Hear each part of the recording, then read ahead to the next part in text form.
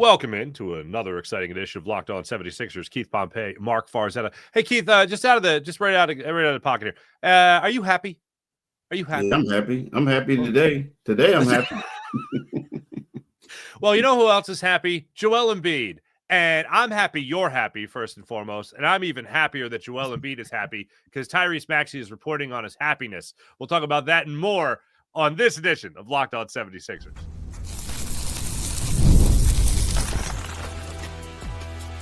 You are Locked On 76ers, your daily Philadelphia 76ers podcast, part of the Locked On Podcast Network, your team every day.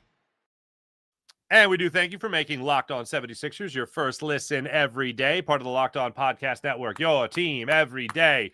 This is going to sound like a happiness report, Keith, and essentially that's what it is. But Tyrese Maxey went on the recent podcast and web show, of course, Philly Take with RB. Congratulations, RB. Great get. Love RB. Does a great job.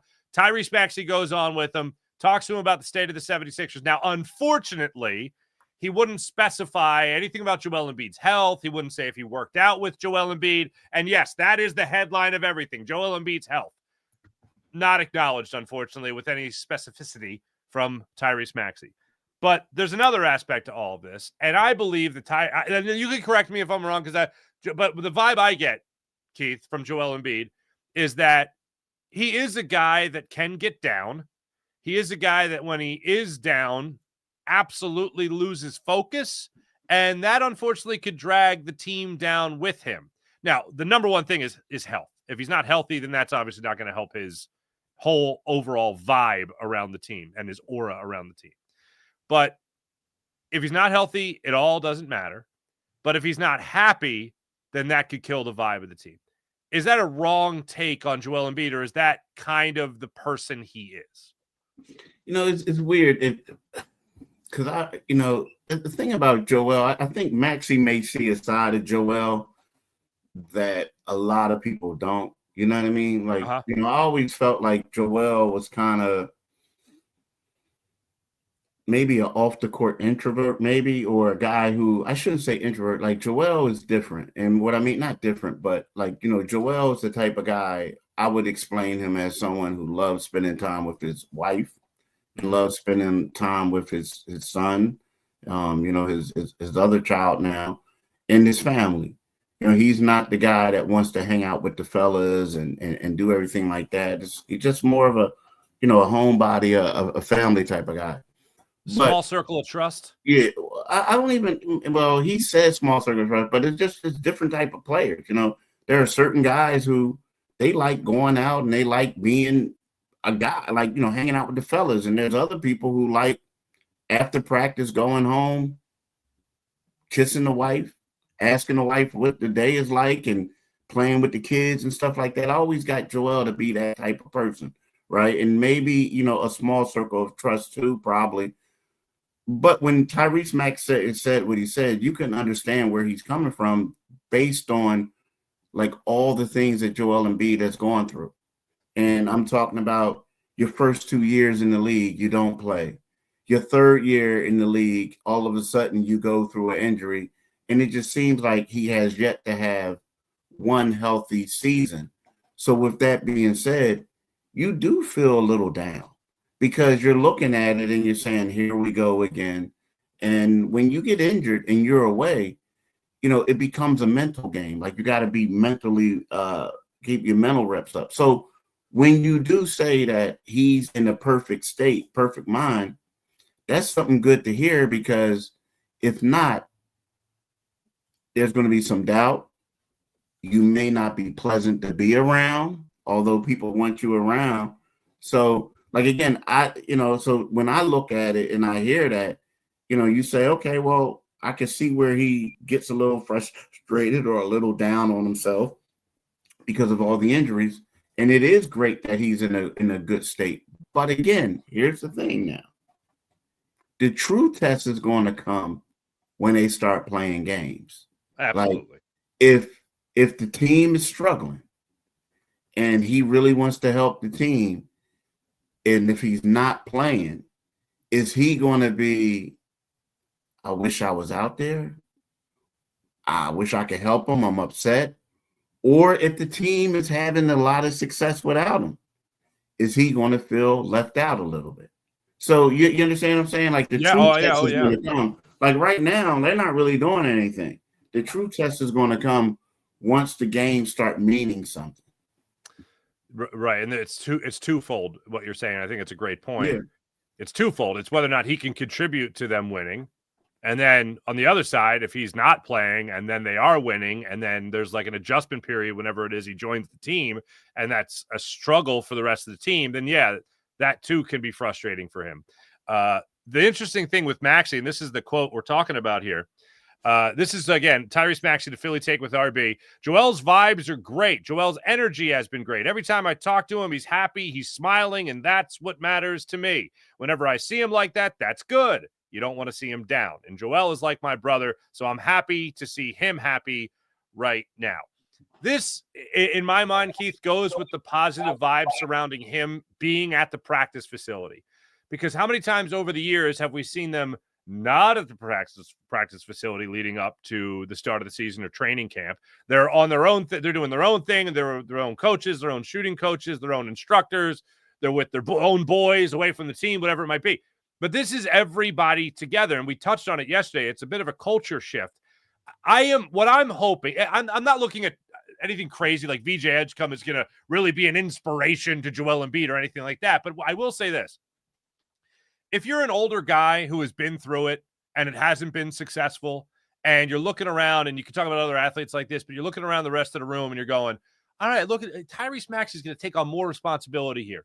You know, Paul George is in the same boat I'm in when it comes to just being healthy. And then there's this VJ Edgecombe guy and this Jared McCain guy who McCain showed promise last year, and VJ Edgecombe's the third overall pick. And I'm looking at them attacking. You know what? It's brought new life back to me. That, I think, helps put him in a more positive vibe situation than just kind of lumbering through another training camp, another preseason, and another season where he's just trying to bounce back from injury. Seeing younger guys out there really attack it, I think, could help an older veteran player want to join the fray in terms of getting after it. Yeah, I agree. I agree a lot. I mean, but again, it does, but at the same time, you should be that way anyway, right? I mean, yeah, like, but have we ever known Joel Embiid to be like that? I mean, probably not. Yeah, I mean, you got it. I mean, I do think that. Well, you know, that's a great question to ask, because when you look at it and you know, like if you're an elite player, you have a pretty good idea if you got a talented enough roster to help you compete. Mm-hmm. And you are correct. Like if you do see players who you feel like they're going out there and they're talented and they're going to do something, it does give you some optimism to say, you know what, if I'm on top of my game and we got these guys, maybe we can make a splash. You know, right now, regardless of what people are saying, there are a lot of teams in this league right now who are banged up, and the opportunity for us is for now, right? So I can see it that way. But ideally, regardless of who you have on the floor and who's working hard, you ideally want your franchise player to be that dude. You know what I mean? Like you want him to be that guy that leads by example. You know, I do think that the one thing that I will say now, let's be truthful. The stuff that the 76ers are doing now is no different than what most NBA teams do, and no different than what the Sixers have done in the past, right? You know, leading up these guys, they come in early, a couple of weeks early before training camp, and they work out together, right? The good part, like you have said, is that in the past, you know, even if he was there, we never really saw photos of Joel Embiid there interacting with teammates, right? Now, right. You know, so that is a plus and a bonus. The thing is the one thing that really stands out to me is that he's taking more. It looks like, and again, this is from these photos that we're seeing. You know, we're not there, but it just looks like he's holding court now, telling guys what they need to do. And that's, that's a plus. That is a plus right now.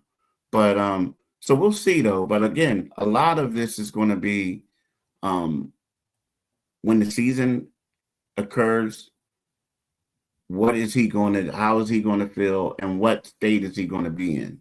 Mm-hmm. Like, how active is he going to be? Is he ready to play, like practice full on? And if not, when will that time come? You know what I mean? Oh, yeah. And look, I'm not suggesting that any of this makes him healthier. Like, I'm not suggesting that anything, VJH comes here, Jared McCain's here, now Joel Embiid, somehow that's going to have an effect on his knee. No, I'm not saying that. Yeah. But what I am saying is, you talk about motivating, a motivating factor here, regardless of whatever his contract says for however long, he's got 4 years after this, all that stuff, 4 years, including this season, rather than the 3-year contract extension kicks in after this year. Regardless of that, let's all acknowledge that Joel Embiid is on the back nine of his career. And even saying back nine is I think complimentary and not on like the 17th hole.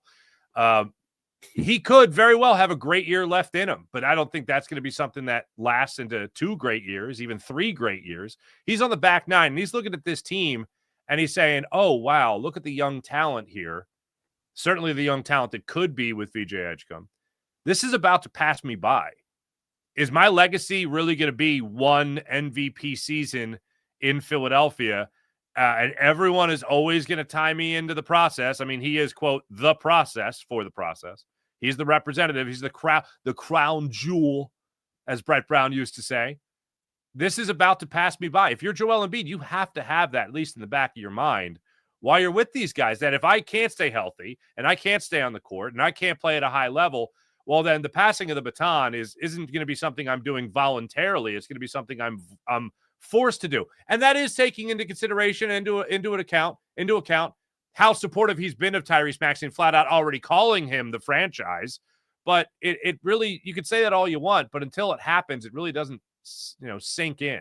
And him being around this team right now in the questionable health status that he has, because again, Maxey did not touch on his health status, on Joel Embiid's health status. I think he looks around and goes, yeah, okay, this could be my final effort. This could be my final push to win a championship in the city of Philadelphia.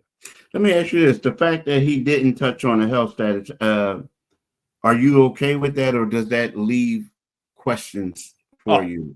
It leaves a million questions. Yeah, Am I personally okay with it? Absolutely not. Yeah, I want Tyrese Maxey or anyone doing interviews to present medical documentation of how Joel Embiid is doing, but that ain't going to happen. And it's not the fact that it's not the fact that it's not the fact that I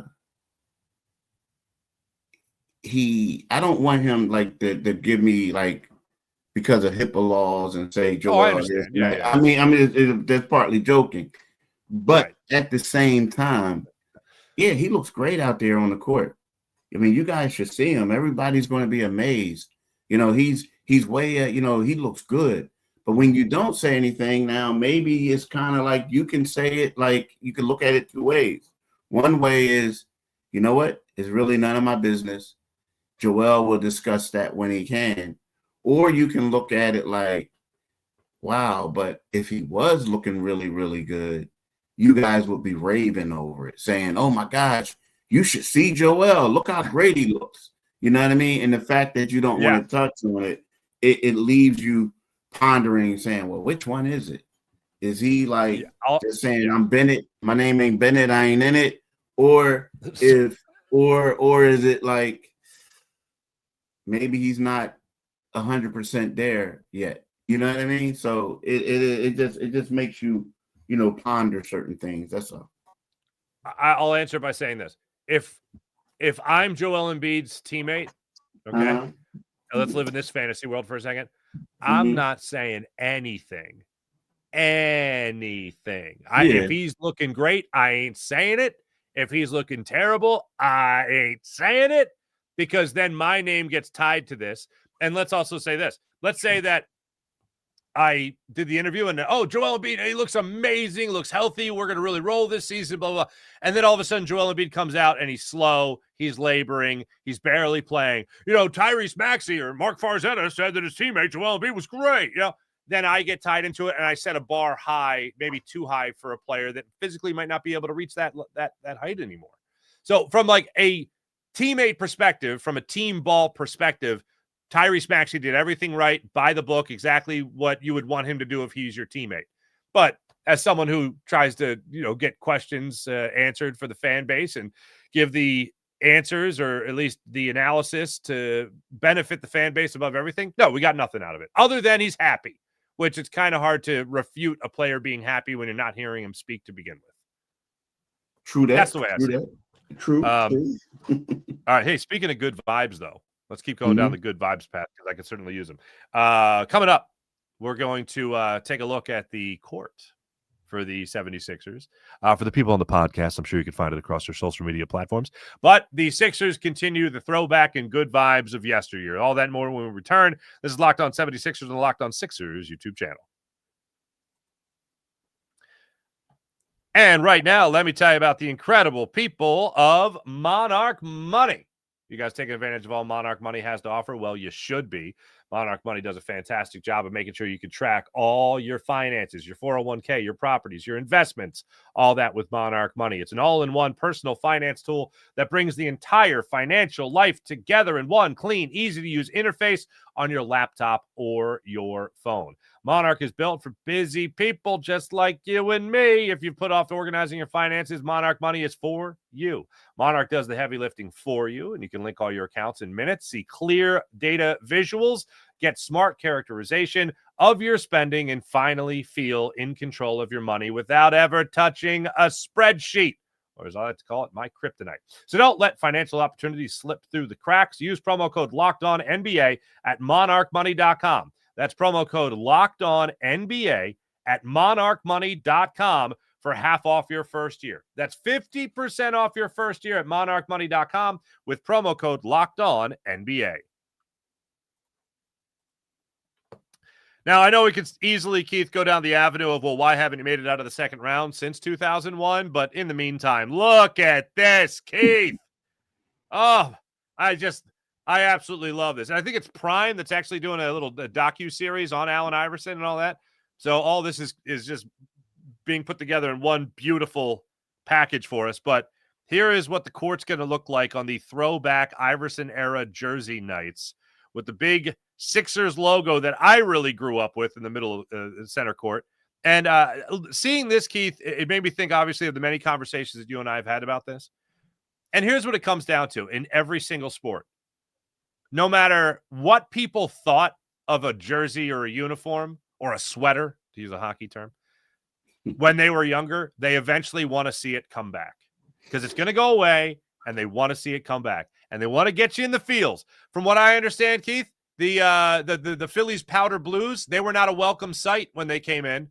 And now people love them. People love them. Yeah, people love them. The Iverson logo, people didn't like it at first. They hated it. And now it harkens back to the days of yesteryear that were beautiful, that were full of excitement and full of hope, quite frankly, Keith Pompey. Seeing the court now, does that do anything for you? More so than the jersey did for you? Nah. That's what I thought. That's what I mean, like, here's the thing. So you're just happy I'm happy. That's it. I mean, here's the thing with those uniforms, because, at that particular time, I was living down south. I went to college and then I moved down south, and I lived down south for a decade. So, and I came back. So it was the end of the era when I got back. Now, the thing is, I understand these jerseys. Now, these are probably going to be the most popular jerseys that the Sixers have had in a while. And we got to realize this is something that the fans have been asking for at least 3 years. When are you going to bring them back? When are you going to bring them back? And the floor, and it's going to bring back a lot of, nostalgia and everything like that. And I think people are going to be happy with them. But to me, to be honest with you, and I love the jerseys. I mean, for people who love them, it's great, right? I'm happy for y'all. But it doesn't mean a hill of beans if they go out there and they struggle mightily. And then people like, I can see my next door neighbor saying, I mean, how dare they disrespect the jersey? He don't deserve to be on that floor. But you know, it's crazy though. But you know, one thing, maybe I'm just going to go off a little topic a little bit and off track. But I was talking to somebody within the organization. I said, bro, like, what's up, man? Y'all really doing a 25th anniversary and rocking these jerseys for when the team finished second? And basically said, look, we've been wanting to bring these things back for a while.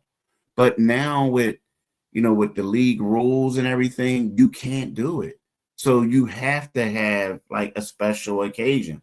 So this is why they're going all out with this stuff. This is something that they wanted to bring back for a while, but you know, Nike and everybody else has their hand in certain things. So, you know, it makes me, to be honest with you, when I heard that, it made me a little say, okay, y'all kind of get it. You guys are doing this because this is something that the fans want. And you like basically brought it back because of the fans. But, you know, I think that right now I'm saying, no, I don't really care about the court. But I guess it has to be something that you see and you have to be there inside the arena, see how the fans react to it, right? If there's more energy in there, like stuff like that, and then you get a feel. But right now, when I look at that floor and everything like that, it's nice. But I look at people trying to sell tickets, right? You know, jerseys. But to me, it's all about what is the product going to be like. Is Paul George going to wear that uniform? Is Joel Embiid going to wear the uniform? You know, stuff like that. So, you know, it's a lot. It's a lot. Wow. You just gave me another take on it. And that take is very simple. It's don't you dare disrespect that floor. Don't you disrespect that jersey. Don't you dog it out there wearing an AI era black jersey. Yeah. Like a college football coach, this helmet means a lot of pride. Like, you know, the golden dome of the golden helmet, like the helmet of Notre Dame. Yeah, right. You know, Newt Rockney wore this. Well, Coach actually he had a leather helmet on, so he didn't wear it. I'm on a roll. Silence. I'm trying to motivate this locker room. Yeah, that's definitely going to be in the back of my mind now during the season while I'm watching all this play out. But yeah, and then the other thing on top of it is, why has it been 25 years? As we were talking about it the other day. That's why.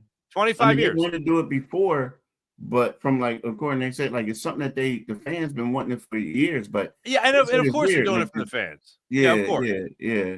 Like they don't think that it doesn't. Those jerseys don't have magical powers that's gonna make Joel Embiid, healthy, or Paul George play 82 games, But it's I get it. It's all about the money. But in the old phrase, "Shut up and take my money," I wouldn't mind seeing Tyrese Maxey run around in that jersey. I wouldn't mind it at all, especially because, man, that speed, that quickness, it reminds me a hell of a lot of Allen Iverson. It really does. And that's people have been saying that for years already with Maxey, but seeing him in the jersey on that court, it's going to have to maybe cornrows. Can we get some cornrows for that game, Tyrese? They'll really throw it back there for a second? Because that would be fun. That'd be a good time. And I am looking forward to it. But yeah, all in all, if they come out there and they lay an absolute egg on that court, then no one's going to give a damn. The only thing people are going to care about, and this is really what we're talking about, the only thing people are really going to care about is the couple of minutes to start the game of how good the floor looks and how good the team looks, hopefully. And then in the fourth quarter, if they don't win, then who gives a damn? No one's going to be like, oh, they lost by 10 to the Celtics, but damn, that was a fun court. Like, no, that's not how it works. It'll be a good photo op. But other than that, play better. When we come back, we're going to take some comments and also give you the latest on the Grimes watch situation. I think you already know the ending of that one. All that and more when we return. This is Locked On 76ers, the Locked On Sixers YouTube channel. Right now, let me tell you about OpenPhone. How incredible OpenPhone is. Everybody needs OpenPhone. If you're running a business, you know that every missed call is money left on the table. Think about the last time you had an urgent need, maybe a plumber, maybe another service provider. Well, if the first person didn't answer, did you just sit by the phone and waited? Did you just sit there and wait as water was gushing out of a pipe? No. You kept on calling other people. OpenPhone is the #1 business phone system built to streamline and scale your customer communications, all with an app on your phone or computer. OpenPhone lets you manage business calls, text from a single app. The shared inbox feature is a game changer. Your team can jump into any conversation instantly without missing a beat. And their AI agent, that's artificial intelligence agent, by the way, handles after-hours calls, answers common questions, and captures leads so you never miss a customer. And how about this? OpenPhone is offering our listeners and our viewers 20% off your first 6 months at openphone.com/LockedOnNBA. That's OpenPhone.com/LockedOnNBA. And if you have existing numbers with another service, OpenPhone will port them over at no extra charge. OpenPhone. No missed calls, no missed customers. Oh, hey there, Keith. Did Quentin Grimes get signed? Quentin who? Yeah, right. Hold on. We got DK, Mr. Sandman wants to answer this one today. Maybe this is what we'll do. Just different commenters during our live shows will just answer the question for us. And he says, breaking news, Grimes not signed yet. Not signed yet. Will Win Forever says McCain averaging 17 points. I'll take that from McCain coming off the bench. 17 points. Too high, too low. Will 2.0. Wait, what? That's Lou Will 2.0. I'll take that. Yeah. Hell yeah. DK Mr. Salmon says that's got 2K feels, the 2003 the Sixers court. That's pretty great. Jerry Sinclair calling me out. Mark, you better check the big fella's accolades. Two-time scoring champ, second all-time PPM within points per minute. Yeah, within top 3 or higher. Fred, yeah, I don't care, Jerry. I don't need to check anything. How about you raise your bar, Jerry? Raise your bar. MVP is all he cares about. That's all he cares about. Anthony Washington says, go Sixers. Well, that's some good vibes right there. Jerry's back. My guy is down, but not out. Talking about Joel Embiid. I agree with that. Not giving up on him till he wraps up his retirement presser. Well, there you go, Jerry. Good for you. Whether that's this year or in 8 years. All right. Good for you. Let's keep that right there, Keith. That's good vibes. That's a ride or die for you, bro. That's a ride or die. So listen, it's just funny. So yesterday, when we got done with when we were finished with the podcast, I was like driving to go pick my daughter up. And I'm on the phone with an executive from another team. And I was telling him about, what we do about the Quentin Grimes, and I gave him my take, right? And so this guy was like, actually, I thought I was getting my daughter. I was on somewhere else. But anyway, this guy was like, he disagreed with me. And I was like, huh? And I was like, so you don't think that if the Sixers are trying to win right now, that Quentin Grimes would be a great, starting piece for them? And he was like, well, what about VJ Edgecombe? And I was like, well, don't you think at this particular time, that Quentin Grimes is a better player than VJ Edgecombe? So the guy says, ask me that question in a different way, like reverse it. And I'm like, what do you mean? And he's like, no, is Quentin Grimes better than VJ? Like, is VJ? Well, I asked him, do you think VJ Edgecombe at this time is better than Quentin Grimes? And he says, ask yourself if Quentin Grimes is better than VJ. And I was like, huh? And I was like, well, probably not in a couple years. And he says, Keith, you got the 3rd overall pick. He says, how much money are you going to give Quentin Grimes? He says, he says, nothing against Quentin. He says, I like him, but we're talking about the 3rd overall pick who has a huge upside. You got to play him. Ooh. You got to get him out there. He says, he has to be out there to whereas he's going to be the man. He says the problem that the Sixers have right now is, you're wondering about 20, 25, 18, how much money you want to give this guy. But VJ Edgecombe is going to be the guy. He says Quentin Grimes is going to be a rotation player. Right. And he was like, but I get it from the Quentin Grimes standpoint, get paid. You're trying to get paid.